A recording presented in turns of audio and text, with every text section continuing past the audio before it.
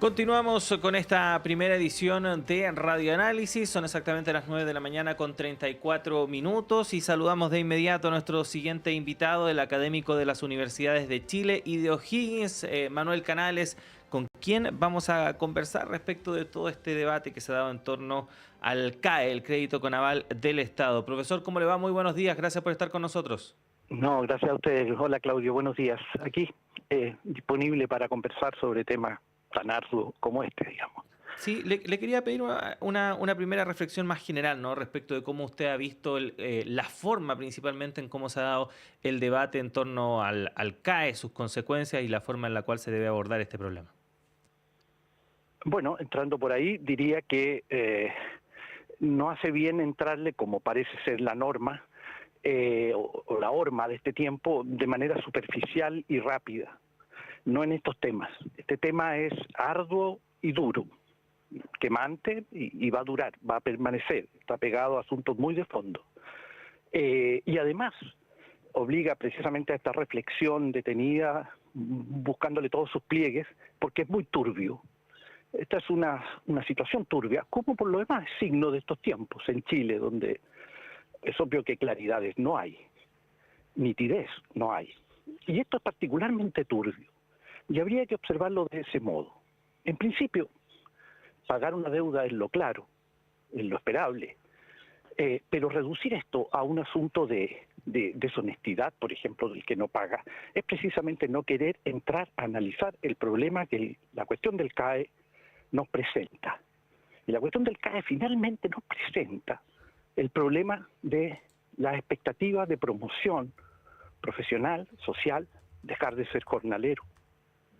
Antigua demanda popular de siglos, que entre los bancos, las universidades privadas y el aval del Estado, como sabemos ahora, se han encargado de ofrecerles como a la mano y a todos y a todas las jóvenes que históricamente estaban excluidas.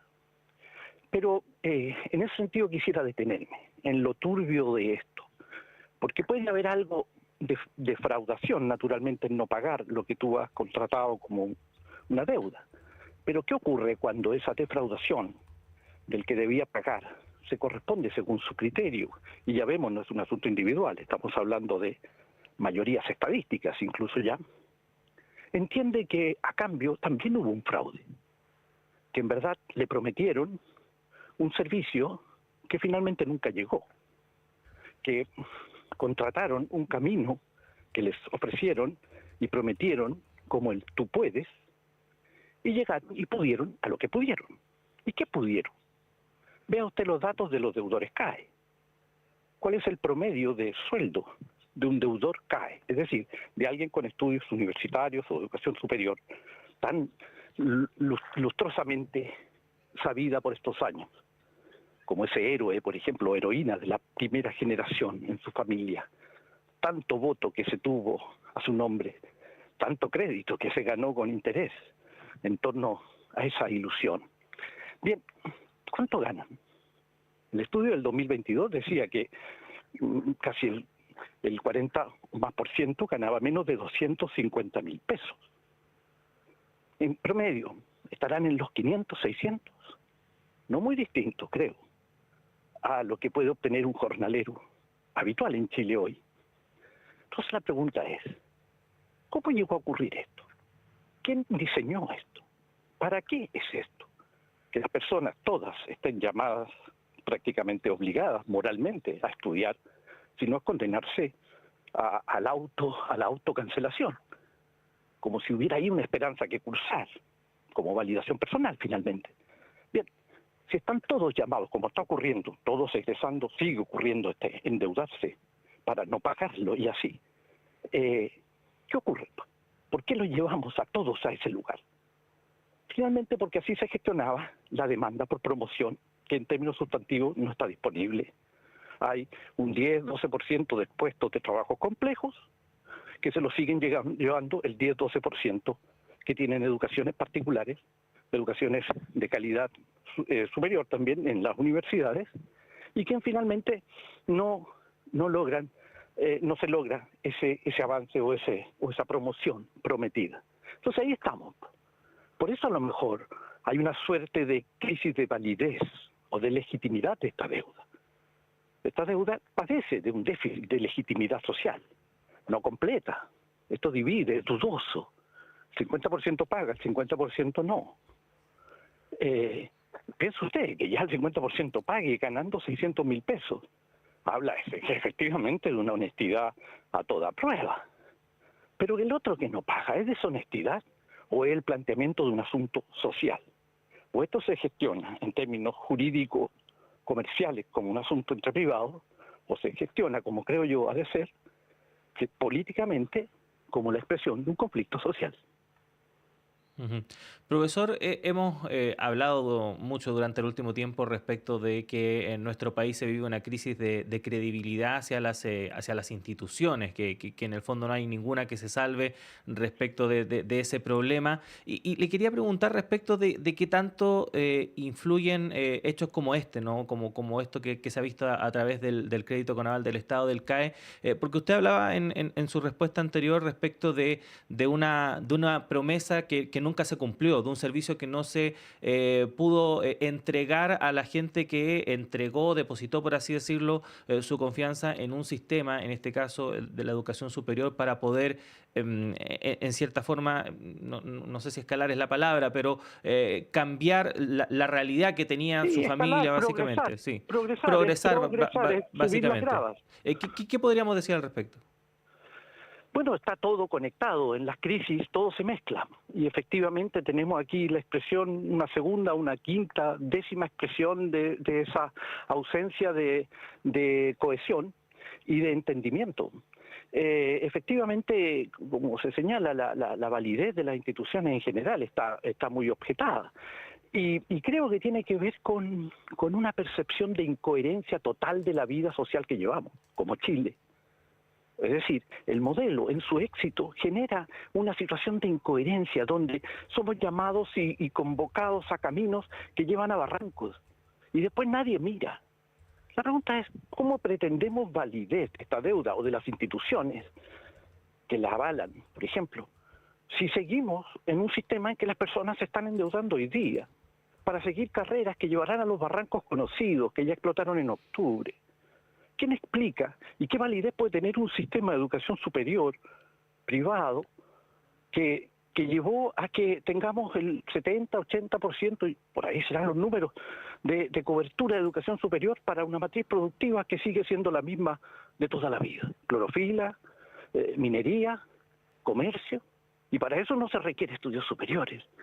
¿Por qué en vez de evitar el atajo que lleva a estos enredos como los que tenemos del CAE, en que no sabemos si se puede cobrar y no sabemos si no se puede no cobrar, empezamos a pensar de fondo el asunto? ¿Para qué queremos educación superior? ¿Vamos a tener una matriz productiva que piense en las capacidades intelectuales, en las sensibilidades de nuestros jóvenes? ¿O vamos a seguir pensando que el modelo funciona creciendo sobre la base de la clorofila y la geología? Mientras sigamos pensando eso, como es hasta ahora, y era ley por todos estos años, mientras se creaban las universidades privadas, mientras crecía, por ejemplo, el INACAP, entonces las empresas ya no necesitaban más técnicos. Entonces la pregunta es, ¿quién pensó esto? ¿Quién pensó en que íbamos a tener 1.400.000 de estudiantes de educación superior hoy día?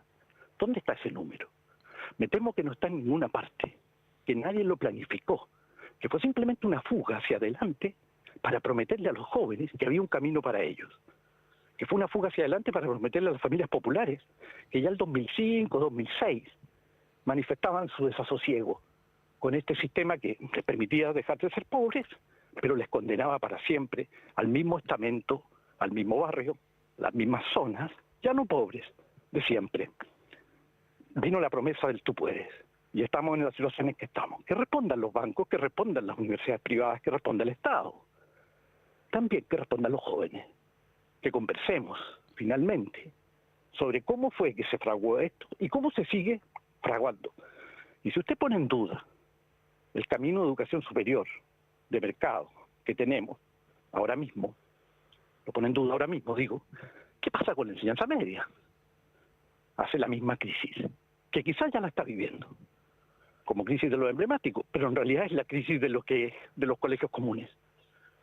A los emblemáticos no les pasa más que lo que a los comunes. Y no solo a los municipales, los particulares subvencionados por igual. Llevamos a ese sistema que solo lleva a entrar a universidades que no le van a pedir rendimientos a la entrada, porque finalmente a lo mejor imaginan que tampoco se los pedirán a la salida. Bien, ese sistema es el que está podrido y lo seguimos prohijando. Y si lo sacamos, ¿qué queda? ¿Qué le decimos a los jóvenes en cuarto medio? ¿Quién se para delante de un cuarto medio de un colegio común chileno y le dice a los jóvenes, ahora mismo, este es tu próximo paso, joven, ve por aquí, te irá muy bien, si sigues esforzándote como hasta ahora, como lo harán por lo demás, porque son todos jóvenes trabajadores los que deben. Que gana 500.000 pesos se lo gana trabajando duro. Bien, ¿quién tiene un camino que decirle? No lo sé, yo no. Y ojo, que los tenemos a todos obligados a llegar a ese puesto, en esa sala, a los 17, 18 años. En eso estamos, en la hora de entrar a conversaciones de fondo sobre la crisis del sistema educacional chileno. Y el CAE es un buen síntoma, un dolor, una turbiedad que nos debiera hacer pensar, no tener juicios iniciales, no saber tanto, como este señor que decía estos días, un profesor, que aquí detrás de esto había también personas que habían tomado decisiones, voy a citarlo literal, decisiones de inversión en capital humano sin considerar los costos asociados a la mala calidad. Yo le agrego, para entender bien la frase, del servicio educacional al que iban a acceder. Es lo mismo que digo yo, pero yo no lo culpo ni lo señalo en la decisión de la persona que no consideró esas alternidades, externalidades negativas, entre comillas. Obsérvese la asimetría total entre un joven y su familia, un joven de 17, 18 años, y el sistema de la industria, de la promesa de la promoción. Llegando a su casa, instalándole el instituto a 6 cuadras, o en el recorrido que hace cuando va a trabajar de nochero y vuelve en Talagante. En fin, todo hecho para que en algún lugar sienta el llamado del tú puedes. Bien, lo sintieron, si sabían que ese llamado iba al corazón de la demanda popular. Lo lograron, pero ahora respondamos todos. Con el CAE todos debemos, todos quedamos debiendo. El Estado es aval por lo demás, quiso ser aval. ¿Cuándo empezó a ser aval? Allí respondamos entonces, pues. ¿Qué nos quejamos de 300 millones de dólares de este año?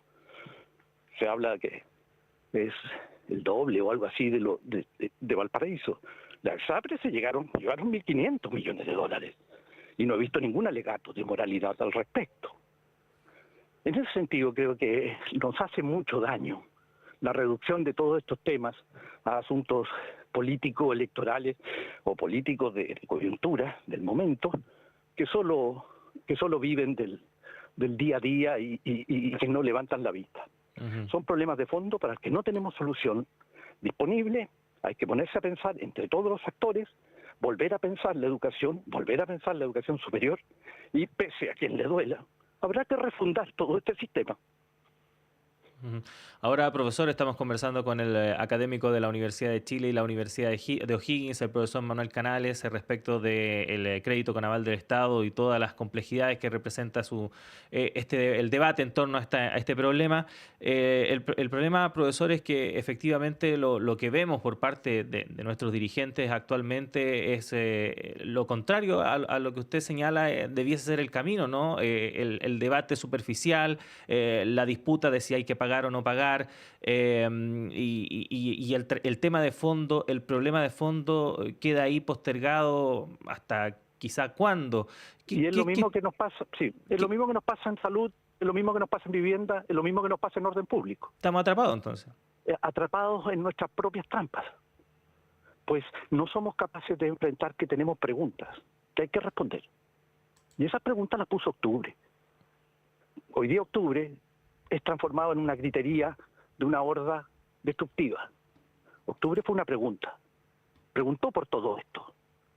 La pregunta sigue. La sociedad no sabe cómo responder y se le olvida de dónde viene esta evidencia de que mientras no resolvamos estos temas, vamos a seguir enredados en estas preguntas de fondo.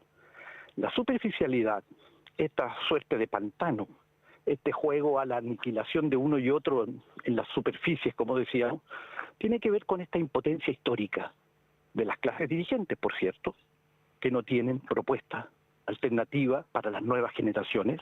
Son los que dirigen el país, son los dueños de los recursos productivos, los dueños de los capitales, y no tienen que decirle a los jóvenes que dicen, mire, a mí ser temporero ya no me ilusiona nada. Tengo un título universitario. No quiero ganar 500.000 pesos ni ser precario toda la vida. Y, sin embargo, el modelo chileno no tiene nada distinto a eso, y así se supo ya el 2006 con los pingüinos. Esto está pegado entonces, no es la crisis de este modelo que no tiene respuesta.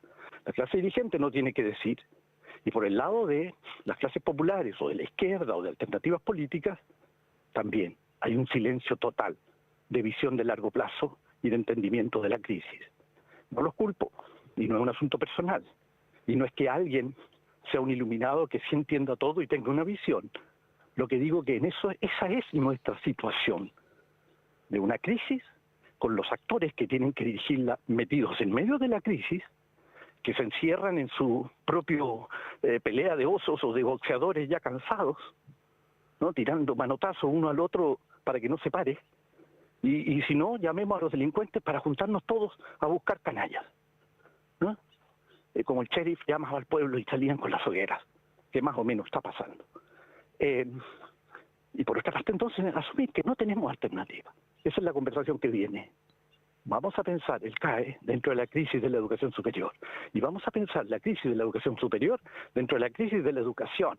Y la crisis de la educación dentro de la crisis de Chile. La crisis del modelo neoliberal de Chile que explotó en octubre. Y no vuelve atrás, no vuelve a un temple que ya no tenía por lo demás desde el 2006 en adelante. Profesor Manuel Canales, bueno, hay mucho que conversar en torno a este tema y por supuesto todo lo que rodea este debate. Lamentablemente se nos acabó el tiempo, ya son las 9 de la mañana con 52 minutos, tenemos que empezar a despedir este programa, así que agradecerle por su presencia y lo esperamos en una próxima ocasión, profesor, que esté muy bien. No, las gracias a ustedes, que nos vaya bien, suerte. Igualmente, muchas gracias. Ahí estaba entonces el profesor Manuel Canales, académico de nuestra Casa de Estudios, también de la Universidad de O'Higgins, conversando respecto del crédito con aval del Estado, el debate que se ha dado durante esta semana, luego que se conociera información, datos entregados por la Comisión Ingresa que hablan de un aumento en el número de morosos y obviamente eso ha generado una serie de reacciones y quisimos tener la palabra del profesor Canales para entender un poco qué hay más allá, no solamente ver el debate superficial que lamentablemente es el que copa finalmente la agenda pública, sino que reflexionar, pensar en todo lo que está detrás y por supuesto la forma en la cual esto se podría encauzar, aunque tomando en cuenta cómo está el escenario, en realidad es bastante complejo todo este asunto.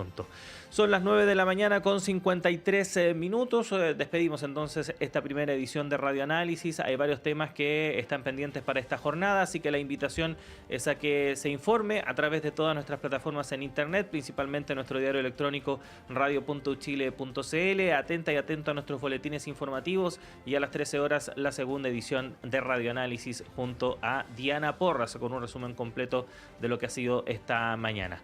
Siga en la compañía de Radio Universidad de Chile, ya llega Antonella Esteves y Semáforo y por supuesto continúa en la compañía de la red de radios que piensan y las señales del canal de televisión Uchile TV. Nos reencontramos mañana, que estén muy bien.